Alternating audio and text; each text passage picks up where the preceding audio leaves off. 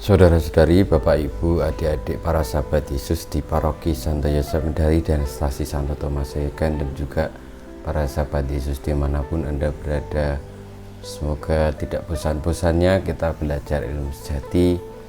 Mungkin memang gaya saya terlalu datar dan tidak menarik, tetapi paling tidak kita mendengarkan sabda Tuhan setiap hari dan boleh belajar ilmu sejati yang Tuhan berikan dari waktu ke waktu untuk perjalanan hidup kita. Maka marilah kita kembali belajar ilmu sejati pada hari Jumat tanggal 20 November tahun 2020. Kita mengawali pembelajaran kita selalu dengan berdoa dalam nama Bapa, Putra dan Roh Kudus. Amin. Allah Bapa kami yang Maha Kudus, kami mohon ajarilah kami berdoa menurut teladan Putra-Mu terkasih. Semoga tingkah laku kami melambangkan hormat, bakti, dan syukur kami atas kemurahan hati-Mu yang selalu menghidupi kami. Sebab Dialah Tuhan pengantara kami yang bersama dengan Dikau dalam persatuan Roh Kudus hidup dan berkuasa, Allah sepanjang segala masa. Amin.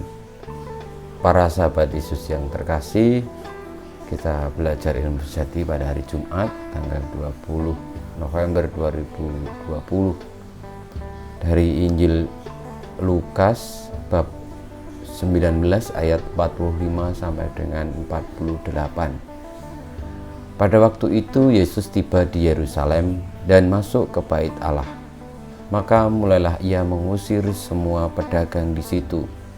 Ia berkata, "Ada tertulis, rumahku adalah rumah doa, tetapi kalian telah menjadikannya sarang penyamun."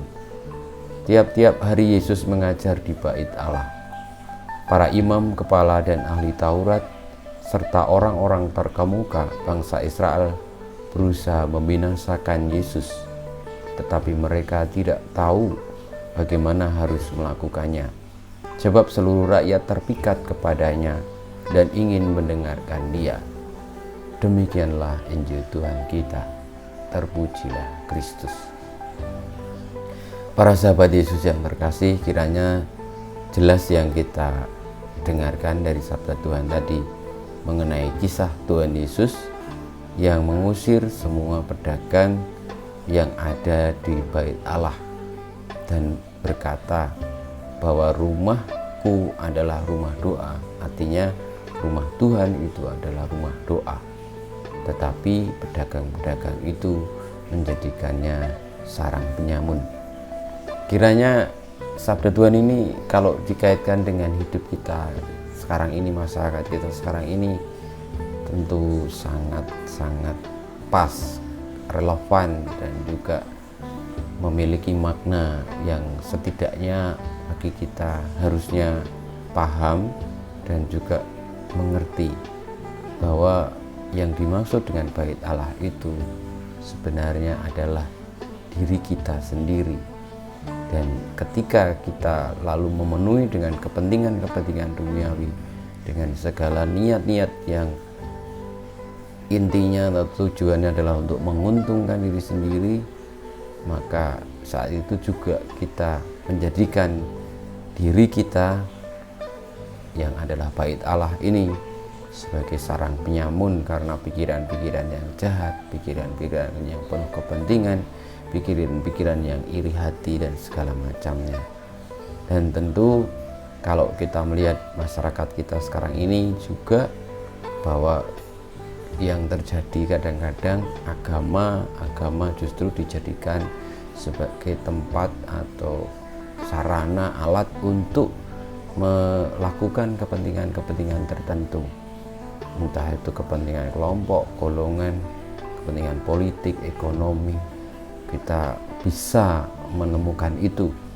Dan sebenarnya Tuhan Yesus melarang bahwa jangan kotori bait Allah dengan kepentingan-kepentingan pedagang yang hanya mencari keuntungan diri sendiri. Karena kalau kita mau berdagang ya tempatnya di pasar, tidak di rumah doa. Nah, artinya apa? Artinya juga bahwa dalam hidup ini ada tuntunan yang sejati, yakni bahwa diri kita bait Allah, di mana Allah berkenan tinggal.